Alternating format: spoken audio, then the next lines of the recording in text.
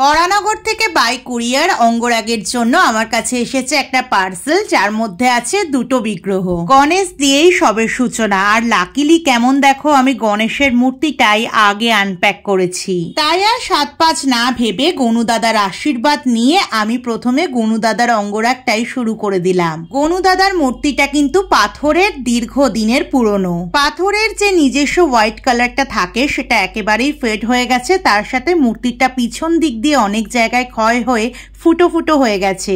আমার কাজকে ভালোবেসে বরানগর থেকে রিয়াদি আমাকে এই মূর্তিটা সেন্ড করেছে। ওনার বক্তব্য অনুযায়ী এই বিগ্রহ দুটোর সাথে উনি ভীষণভাবে অ্যাটাচ, তাই একে ভাসান দেওয়া বা এর পরিবর্তে অন্য কোনো বিগ্রহ আনার কথা উনি ভাবতেই পারেন না। একদিকে ওনার হাজবেন্ড ভীষণভাবে অসুস্থ, অপরদিকে ওনার সাথে আমার ডিস্টেন্স। এই দুই প্রতিকূলতাকে কাটিয়ে আমাকে বিশ্বাস করে উনি ওনার ভক্তি, ভগবানের দায়িত্ব বাই কুরিয়ার আমার হাতে তুলে দিয়েছেন। ওনার ইনস্ট্রাকশন অনুযায়ী গণেশজির বডির কালার আমি রেখেছি হোয়াইটের উপরে, ধুতির জন্য আমি ইউজ করেছি ইয়েলো কালার, মুকুট আর অস্ত্রর জন্য আমি ইউজ করেছি 24 ক্যারেট গোল্ডেন কালারটা। ওড়নি আর মূষক রাজকে আমি আমার মনের মতন করে করেছি, বাকিটা তোমরা বলো কেমন হয়েছে। আর যারা দূরত্বের জন্য আমাকে দিয়ে অঙ্গরাগ করাতে পারছো না, তাদের বলি নির্দ্বিধায় তোমরা কুরিয়ার করো, কোনো অসুবিধা হবে না।